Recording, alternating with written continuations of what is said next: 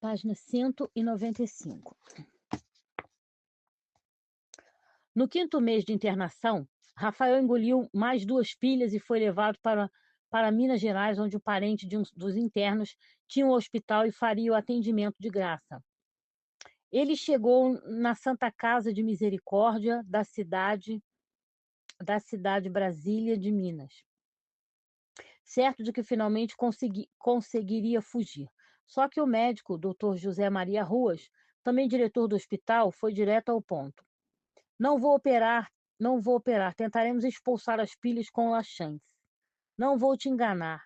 Se engolir mais algum objeto estranho, você morre. Vai ter aderência no intestino e aí não escapa.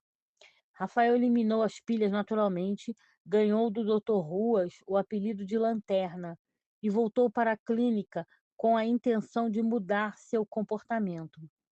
Ele me prometeu que iria parar e que ouviria as palavras de Deus, revelou Sérgio. Outra promessa que não cumpriu. Aos 6 meses e meio de internação, engoliu uma escova de dentes. A situação ficou muito complicada. Em São Carlos mesmo, passou por outra endoscopia. A médica não queria arriscar mais uma cirurgia. Ele poderia não aguentar. Decidiu pela pescaria no estômago, o que levaria mais de 4 horas. Rafael teve que tomar anestesia computadorizada porque era um procedimento de risco, depois de tudo que já havia passado. Mesmo sedado, a cada vez que ela conseguia puxar a escova até a garganta, ele engolia de novo. Para acabar com isso, Sérgio, que acompanhava a intervenção, segurou a ponta do cabo com os dedos e arrancou de vez. Foi a quinta e última tentativa. A clínica não estava mais disposta a aguentar esse tipo de coisa, o que levou Rafael a viver o episódio mais dramático de todo o tempo em que ficou internado. Amarrado na cama com um capacete na cabeça. Página 195. No quarto do lado de fora do alojamento, para onde havia sido transferido, Rafael está suando, tremendo, com respiração acelerada, como um bicho acuado. Os companheiros olham uns para os outros assustados, sabem que é uma crise de abstinência. Ele entra em parafuso e grita: Quero sair daqui! Começa a se debater, a se jogar contra as paredes. O enfermeiro-chefe entra às pressas, vê a cena e ordena a 2 auxiliares: Traga o equipamento de segurança, é uma emergência. Rafa, agitadíssimo, continua gritando: Eu quero sair daqui, ninguém vai me prender aqui. E houve uma resposta em tom ameaçador: Daqui você não sai nem morto. Ele desafia: Saio sim, você vai ver como eu saio. Vou fazer isso até morrer e vocês vão ver quem é mais louco aqui. Olha para a Bíblia sobre o criado mudo e decide engolir a caneta ao lado, com que costumava grifar trechos do Salmo 123. A ti levanto os meus olhos, ó tu que habitas nos céus. Nesse momento chega o equipamento e Rafael se apavora quando vê o que o enfermeiro-chefe traz nas mãos: um capacete e cordas. Tenta fugir, mas é agarrado pelos funcionários e jogado em cima da cama, onde tem pés e mãos atados, o corpo amarrado com uma faixa sobre o peito e um capacete colocado em sua cabeça. Ele se contorce, grita, mas a porta se fecha e ouve apenas o som da chave girando no buraco da fechadura. Trancado e imobilizado, ele passaria os próximos 3 meses. Me senti enterrado vivo. No isolamento tomado por uma crise aguda de ansiedade, achava que iria enlouquecer ou morrer. Só entravam ali para me levar o café da manhã, almoço e jantar, quando abriam a viseira do capacete para eu poder comer. Não era desamarrado nem para ir ao banheiro ou tomar banho. Apenas passavam um pano com água no meu corpo, mas sem sabonete. Fora do horário das refeições, ninguém aparecia. Eu gritava e chorava para me tirarem da cama, mas era como se eu não existisse. Implorava para me libertarem daquele quarto escuro, com portas e janelas fechadas o tempo todo, como se tivessem me enterrado vivo, mas me ignoravam. Uma única vez atenderam a um pedido.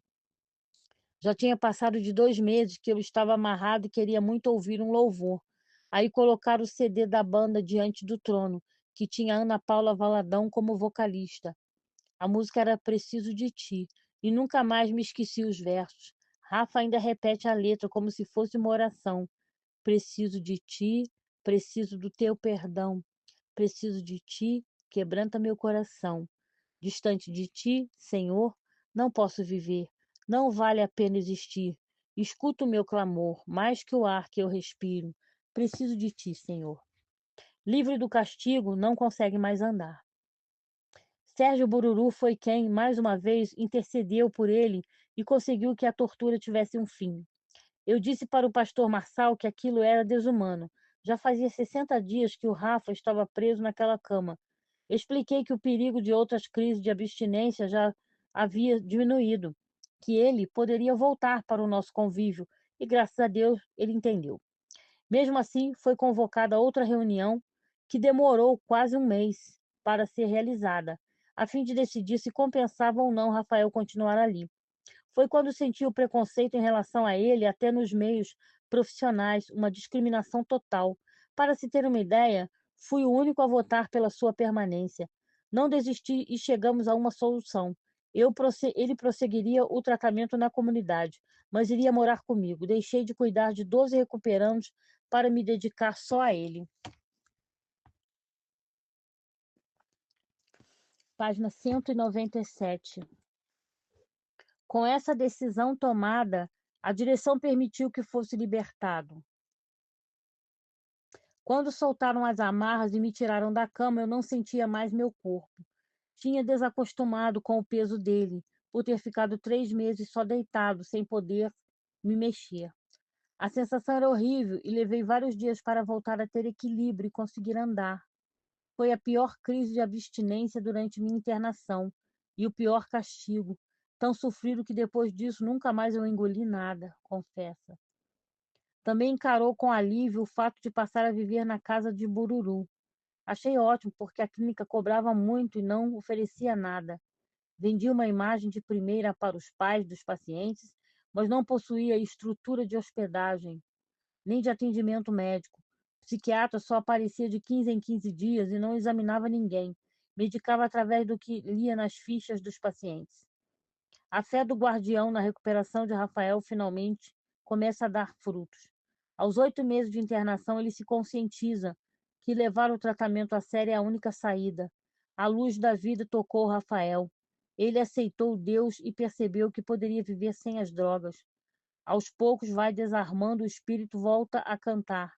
O filho do pastor tinha escola de música para estudo à distância. Continua pegando na enxada na roça, mas também se inicia no trabalho do resgate de viciados. Em pouco tempo já era expert na tarefa de lidar com os novos pacientes.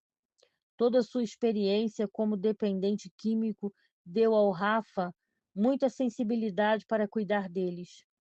Sabia o que era aquele sofrimento. Virou meu braço direito, o melhor resgateiro, o verdadeiro pitbull, a ponto de ganhar o título de agente comunitário. Nessa fase, Rafael despertou novamente para o sexo. Ele era muito assediado. O que não tinha em porte físico compensava em sedução. Um conquistador nato. Um dia, ajudou a levar internos para tratar os dentes e não resistiu. Agarrou a secretária no consultório. Foi uma confusão danada. Levei a maior bronca do dentista, que acabou me culpando e disse: Cuidado, cuida do seu galo, que as minhas galinhas estão soltas. Até hoje dou risada quando me lembro disso. Mas no fundo também é aquela coisa do prazer imediato que todo dependente busca. Então, se não tem droga, tem sexo. Protetor sai no tapa com Rafa. Apesar da evolução no tratamento, logo Bururu sentiu que a convivência com ele na mesma casa seria tumultuada. A situação degringolou e chegou à agressão física, um drama que mais de uma década depois ainda mexe com o coração dos dois. Rafael é quem começa a contar. Depois de ter me libertado daquele quarto, o pastor Marçal passou a me dar tratamento VIP até o dia em que me chamou para uma reunião e disse: Vamos fazer um filme sobre sua vida. Gostei da ideia, achei interessante, mas a conversa engrossou em seguida. Você terá que ceder todos os direitos para a comunidade terapêutica. Fiquei indignado e respondi: Não, de jeito nenhum. Irritado, ele ameaçou: Então não tem filme. Aquilo me soou como chantagem. O pastor estava tentando se aproveitar da minha fragilidade. Bururu ficou do lado dele e o clima pesou entre a gente. Em casa, estourou a briga. Sérgio falou que eu estava sendo injusto, porque Marçal tinha me recuperado. Aí eu perguntei: me recuperou? Desde quando me amarrar na cama é tratamento? Desde quando ser obrigada a cortar cana e milho só de bermuda e chinelo e ficar todo machucado com o facão é tratamento?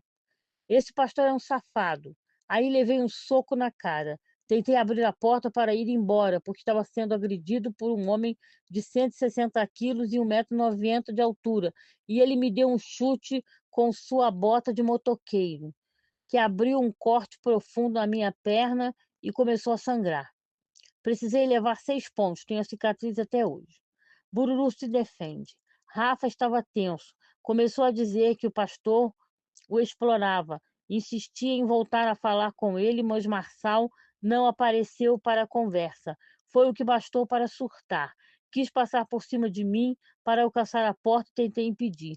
Vi que estava procurando alguma coisa em cima da mesa, tipo uma faca, e aí não tive dúvidas. Dei um chute nele. Joguei em cima do sofá. Dei mais um tapa na sua cara e o imobilizei.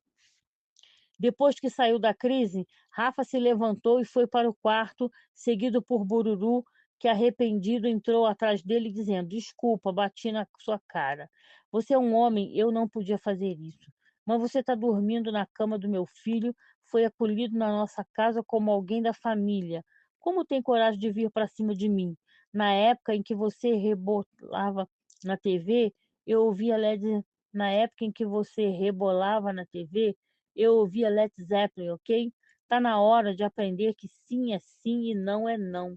As coisas não podem ser sempre do jeito que a gente quer. De costas, Rafa ouviu tudo calado. Sabia que estava pedindo desculpas só por causa do ferimento na minha perna, o que poderia causar problema para ele. Mas eu não tinha outra saída. Apesar de ele ter me machucado, preferia continuar morando lá do que voltar para a clínica. Tive que optar em ficar ali e não apanhar mais ou fugir e continuar apanhando.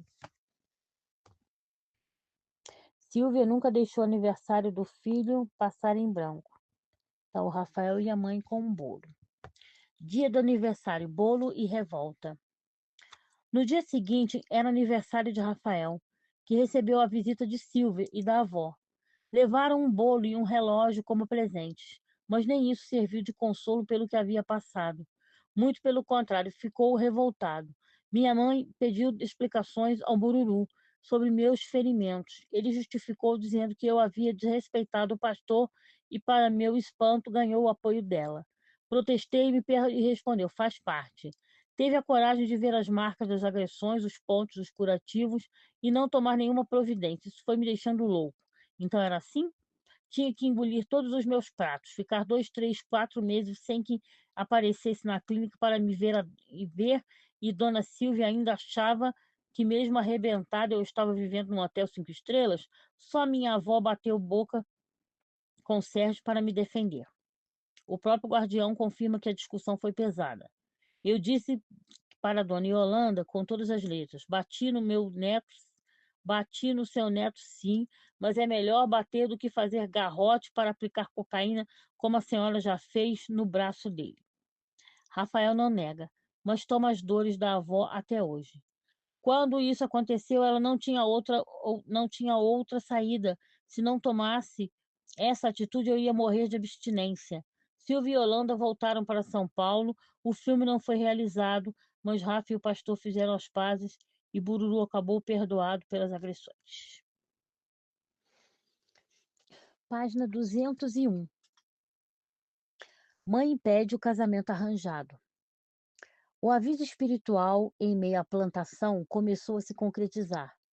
A liberdade estava muito próxima, embora a direção da clínica tivesse outros planos para Rafael depois de curado. O pastor queria que se tornasse um instrumento nas mãos de Deus, divulgando como cantor o trabalho de recuperação de drogados, enquanto iria se preparando para ter seu próprio centro de reabilitação. Como parte desse projeto, foi realizado um show em que cantou ao lado de Mara Maravilha, chamado Ajude essa Santa Causa. Na Santa Casa de São Carlos, com muito sucesso para completar o pacote, veio também uma oferta de compromisso, ou seja, casamento arranjado com uma moça evangélica. Tudo que ele queria, na verdade, era ir embora. Só que eu achava que não tinha jeito de sair, porque eu mesmo fui para lá disposto a permanecer internado o tempo que fosse preciso, desde que ficasse bom.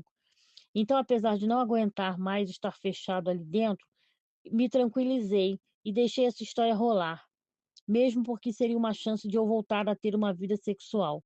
Foi aí que minha mãe reapareceu de surpresa, dizendo que ia me tirar da clínica. Decidida, Silvia brigou feio com a direção por conta do casamento.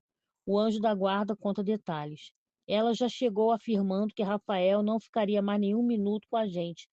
Inventou até que tinha um contrato de trabalho e o levou embora. Na verdade, tinha medo que ficássemos com o Rafa e o dinheiro dele. A mãe alega motivos completamente diferentes. Eu nunca toquei num tostão do meu filho. O que não permiti foi a lavagem cerebral que estavam fazendo nele a ponto de tentarem segurá-lo lá dentro com um casamento arranjado. Jamais deixaria uma coisa dessas acontecer, não tem desculpa. Bururu contra-ataca. A moça escolhida para ele é uma cristã que hoje tem marido e 2 filhos. Além de trabalhar como personal trainer, Rafa poderia ter sido feliz com ela.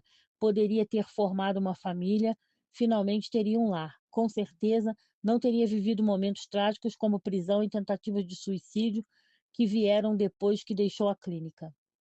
Rafa sai da clínica e cai na real. Para Rafa, foi um dia tão inesperado que considera um marco. Sair da clínica assim de repente só pode ter sido um livramento.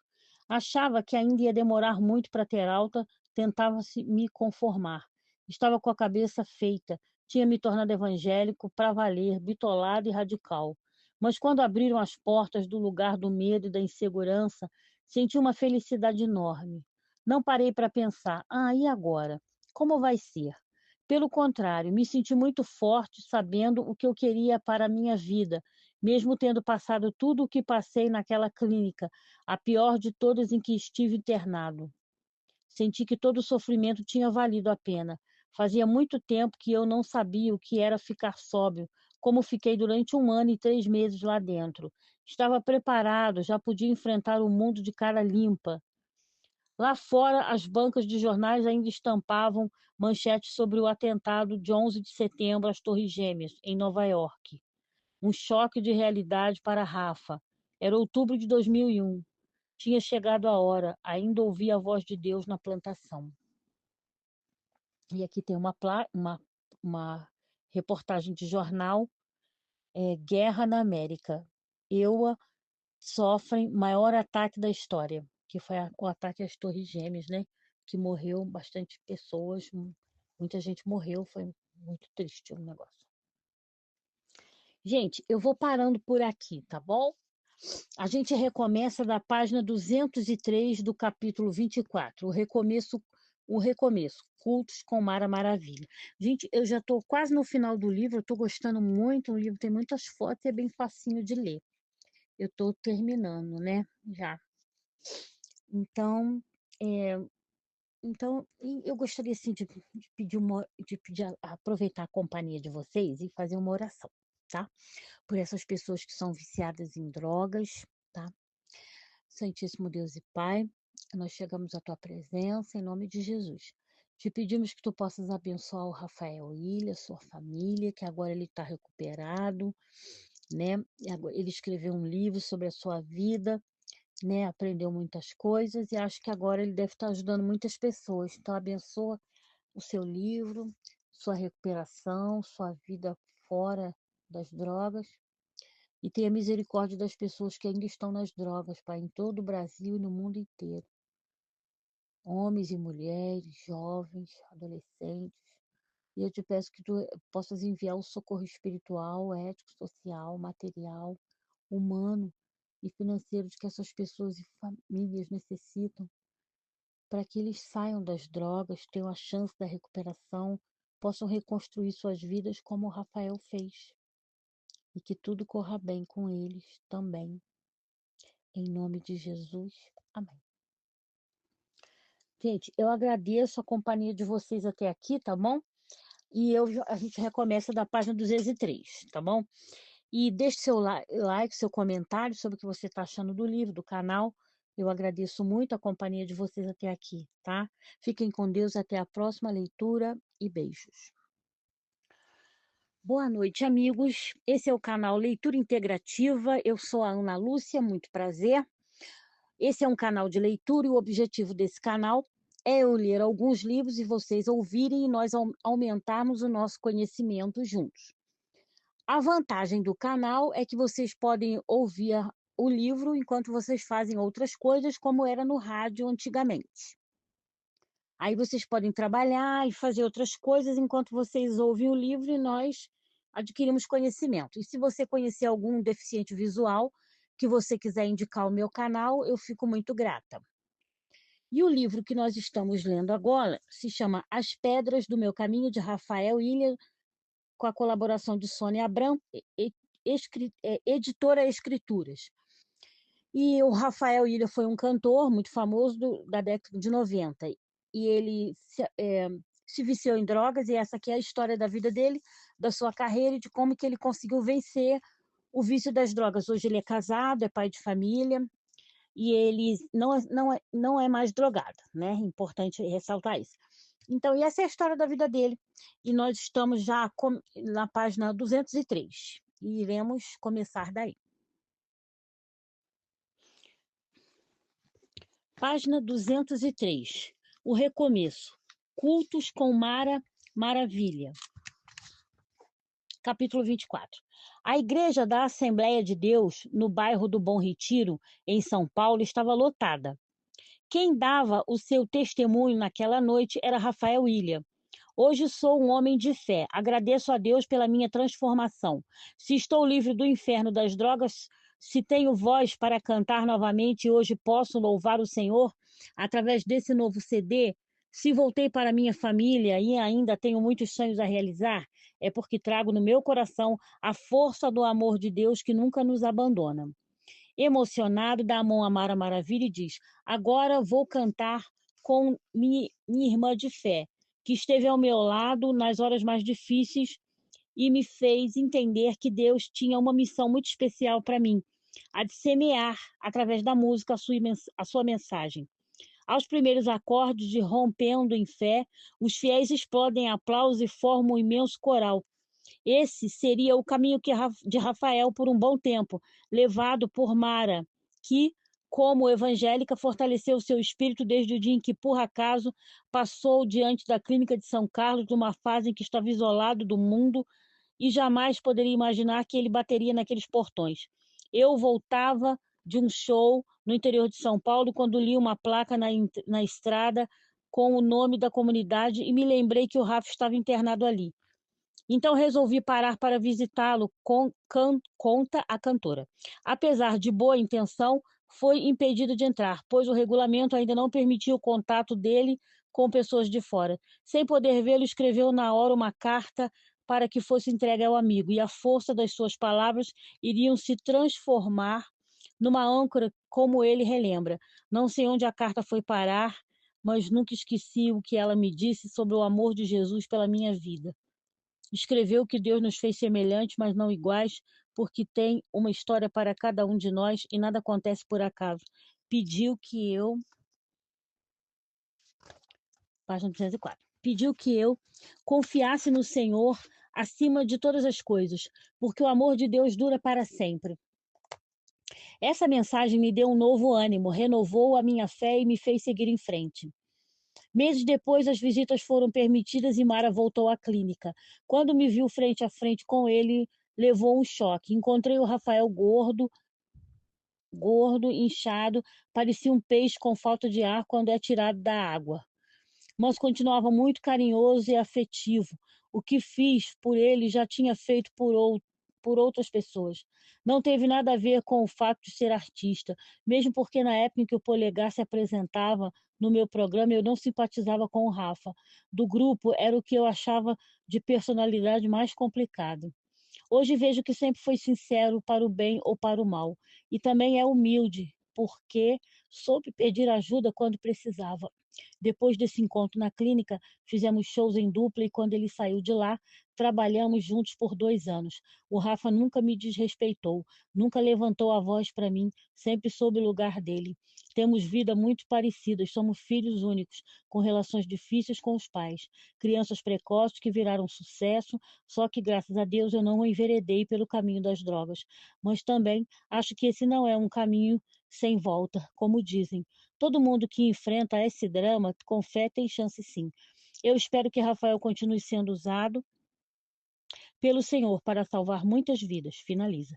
Livre do vício, a vida de Rafael deu uma guinada. Eu estava engatinhando na reconstrução da minha existência aqui fora.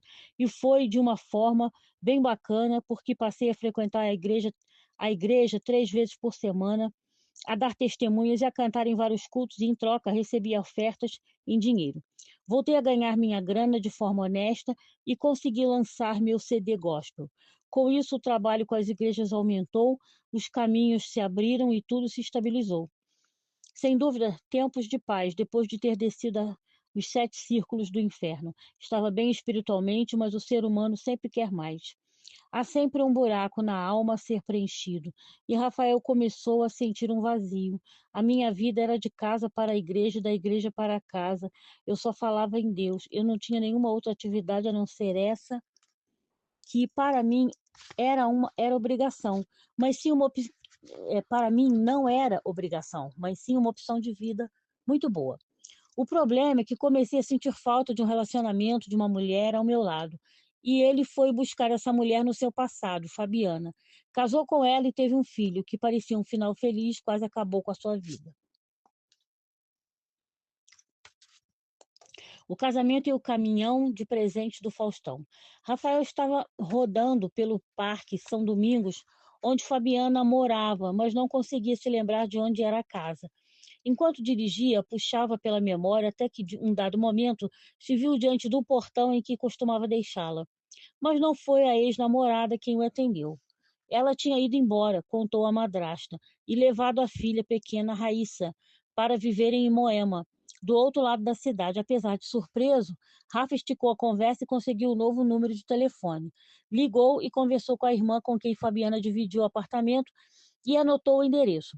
Só que o reencontro não aconteceu como esperava. Chegou sem avisar no momento em que Fabiana estava saindo do prédio. A reação dela foi a de se esconder. Não deu chance para uma aproximação. Fazia uns 2 anos que não me via, não sabia como eu estava e o que eu queria. E ainda não tinha esquecido os tapas que dei nela na clínica de Atibaia. Acho que ficou com medo. Decidiu insistir e numa outra tentativa abriu o caminho para a reconciliação. Ela conversou comigo e combinamos de nos encontrar. Aí contei tudo o que tinha passado, a internação, o tratamento, os cultos, a gravação do CD, etc, etc, e reatamos. Logo depois, foram morar juntos, uma situação que, no fundo, incomodava Rafael. Como evangélico radical, eu me sentia vivendo em pecado. O certo para mim era casar. Abri o jogo. Eu quero casar para a vida toda. Você quer? Ela respondeu: quero. Aí falei: quero formar uma família, ter filhos. Você quer? Ela confirmou: quero. Então fiz o pedido. Quer ser minha esposa? E a resposta veio na hora: quero. Começamos a programar a cerimônia, apesar de minha família ser contra, principalmente mãe e avó, porque achavam que Fabiana era interesseira. A família dela também estava preocupada com esse relacionamento. Era natural por causa da dependência química dele. Rafael tinha ficado 1 ano e 3 meses internado. Depois voltou e reatamos. Mas meus pais nunca falaram algo radical. Sempre fui uma pessoa de cabeça muito boa. Então sabiam que não poderiam se meter, que eu iria fazer o que quisesse, independente da opinião deles, afirmou determinada. Não houve tempo para maiores desentendimentos, pois Fabiana descobriu que estava grávida. A partir daí, ninguém mais questionou a união. Página 205. Página 306. Era só alegria. Meu pai veio do Rio para alugar um apartamento para a gente aqui em São Paulo, mas quando soube que estava para vender, comprou e nos deu de presente. Fausto Silva, que muito antes do sucesso do Polegar já era amigo de Rafael, tratou de mobiliar o novo lar do casal. Eu tinha pedido os presentes mais caros para os padrinhos, mas o Faustão mandou um caminhão com os presentes de todos os padrinhos e muito mais. Tinha máquina de lavar, TV, fogão, geladeira, tudo que uma casa precisa, e um cartão muito bonito assinado por ele. Sempre me deu força, desde o tempo de Perdidos na Noite, da TV Gazeta, quando eu e o Rodrigo Faro íamos lá divulgar nossas peças de teatro infanto-juvenil. Vou ser grato e eternamente por isso. Em contrapartida, ficou a mágoa de Gugu, não mandou nenhum telegrama desejando felicidades. 3 anos após o início do namoro, subiram ao altar em 2003. A repórter Cíntia Lima acompanhou, com exclusividade para o programa A Tarde é Sua, da Rede TV, os preparativos dos noivos para a cerimônia naquele dia. Ambos foram cuidar da beleza no Jax e Janine, um dos mais badalados salões da época, em São Paulo. Ao chegar, Fabiana deu uma declaração divertida à repórter: a noiva é o Rafa. Eu sou o noivo. Tô mais calma. Tô tranquila, dormi bem. Ele é quem está ansioso, nervoso, não desgruda do celular. Rafa entrou minutos depois, agitado e feliz, trazendo o terno do casamento e o pequeno estojo de veludo vermelho com o par de alianças de ouro. Foi logo a visão do pessoal que precisava disfarçar a espinha que havia exprimido na testa, causando maior estrago ao seu visual. Enquanto o noivo cuidava da pele, Fabiana tomava um banho aromático, hidratante, numa banheira cheia de espuma e pétalas de rosas. Não faltavam declarações de amor de ambos os lados. Depois do banho, ela ficou aos cuidados do cabeleireiro Glauber Serafim, que decidiu prender seus cabelos num longo rabo de cavalo que entremeava tranças e fios soltos. O penteado ideal para a tiara de pequenas folhas de prata e cristais que usaria, já que havia dispensado o véu tradicional. Ao mesmo tempo, continuava a conversar com a repórter Cíntia Lima, desta vez apontando as qualidades do homem amado. É extremamente correto, não gosta de mentir, não sabe mentir, não mente, é justo e alegre. Não tem um dia em que acorde de mau humor. Está sempre de bem com a vida. Tem horas que isso até me irrita e eu falo para ele que parece criança, conta sorrindo.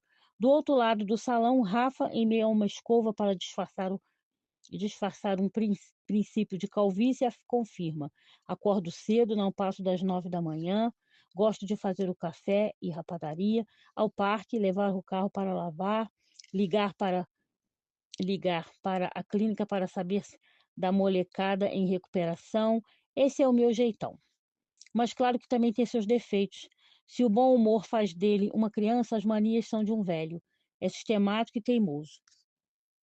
Rafael justifica: é que eu sou perfeccionista.